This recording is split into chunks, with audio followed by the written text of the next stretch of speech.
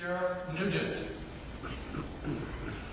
Well, first of all, unemployment is, the federal government sets up the unemployment program. The federal government is what decides whether or not they want to 24 months in regards to unemployment benefits.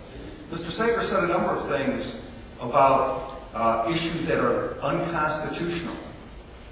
He said that about Social Security.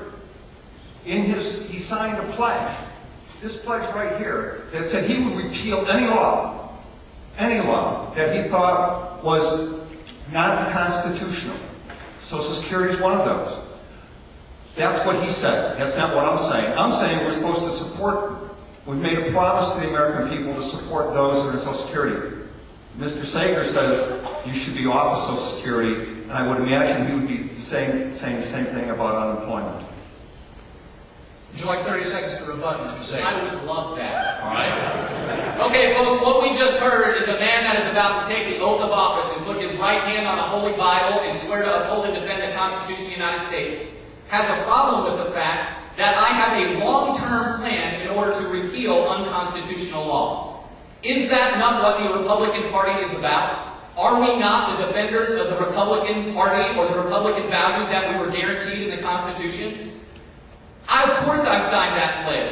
And anybody who tells you that they won't repeal over a long course of time unconstitutional law is telling you that their oath means nothing to them. Sheriff Nugent, 30 seconds. Listen, I've raised my hand and swore to the Constitution of the United States on numerous occasions, and I take great pride in regards to following the Constitution. We differ in regards to what he thinks is unconstitutional. That's okay. But I've supported and defended the Constitution. I do it every day as a law enforcement officer in the state of Florida. Sheriff Nugent, to you. Articles describing how you got into this race include a timeline that indicates a deal was struck between you and the incumbent about a week before the filing deadline, a secret you and Representative Brownway kept secret until after the deadline passed. Please explain how this episode, nakedly designed to keep other viable Republican candidates out of the primary and restrict voters' choices, does not reveal a willingness to commit skullduggery, which the dictionary describes as unfair and dishonest practices carried out in a secretive way in order to trick other people.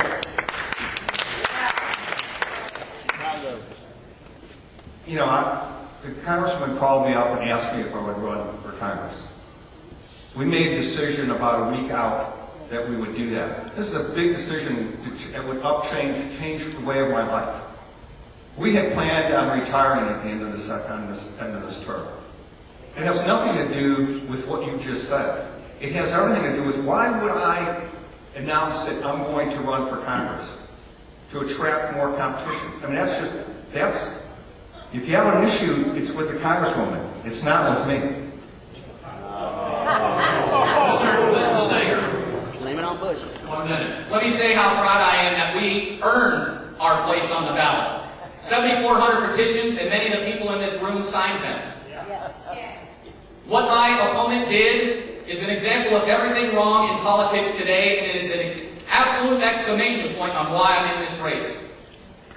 The fact of the matter is, my opponent knew 30 days before the qualifying deadline of the plan, and did not disclose that information to anybody in this room or anybody in this district. The only reason possible why this could have happened is for promoting one's self-interest, not the best interest of the people of this district. Sheriff Nugent, 30 seconds. It took us 30 days. My wife and I, like I told you, have been married 35 years. It took us 30 days to decide whether we were going to throw our lives upside down. And whether or not I felt, and she felt, that we could make a difference in D.C.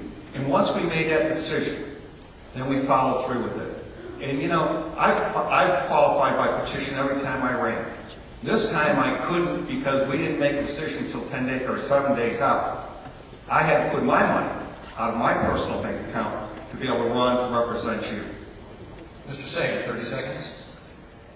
Well, folks, ethics and unethical behavior in my world is defined as something that just doesn't feel right in your gut. And that's what this has been all along. 30 days he knew, 30 days he decided not to tell you, and now his entire campaign is a carbon copy of Jenny Brown Wade's campaign. Funded by, supported by, and staffed by Washington insiders. Nothing in that campaign represents this district. Thank you, Mr. Sager. Mr. Sager, if the reporting on Tuesday night's forum is accurate, the real daylight between you and Sheriff Nugent on the subject of illegal immigration is what to do after the border is secure. Your position, and correct me if I'm wrong, is to deport illegals as they are discovered. Exactly. Now, 3 years ago, Immigration and Customs Enforcement put the tab of deporting roughly 12 million illegals at about $94 billion, not including the costs of rounding all of them up. Would that money be well spent? Well, the question we have to ask ourselves, and it's simple. Do we or do we not follow our own laws? Yes, there's money involved. But as I've gone throughout this district, the people in this district have demanded that we follow our laws. And I actually think there's a much bigger difference between my opponent and I when it comes to immigration. And that is, I don't just talk about the problems and tell you what you want to hear. I have a solution. Make it illegal for the federal government to not follow our law and not enforce our law. It's working in Arizona. It'll work at the federal level. We must hold the executive branch accountable for what we hired them to do. The longer that we do not do that, the longer we all just need to go away and stop talking about it and just live with the problem. And I refuse to do that. Sheriff Nugent, 1 minute. First thing, and we've neglected to talk about it, you have to secure the borders. Second thing, you're talking about 13 million folks. You heard the price tag. How are we going to afford that on top of our debt?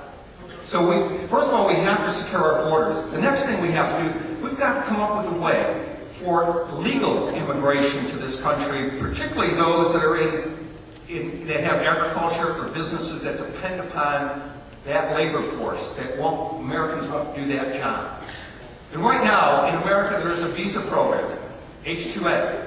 But there's only 30,000 people in America currently from immigrants that can qualify for that. The federal government has made it so difficult to do. We need to change the way that visa regulation is so we can have legal workers in this country. We need then, if we secure our borders, then we can start on the issue of trying to remove our illegal aliens from this country. Mr. Sager, 30 seconds. You want some more? That's fine. Folks, I don't really blame my opponent. Before April 30th of this year, he had never even looked at a federal policy issue. That's a fact. Now let me tell you something that happened in recent history. In the year 2006, when this party lost the majority, this party, led by John McCain, started talking about this path to citizenship. It was the original uprising from the conservatives within our own ranks that said no. And we lost the House, the Senate, and 2 years later we lost the executive branch. Do you really want to go down that road again?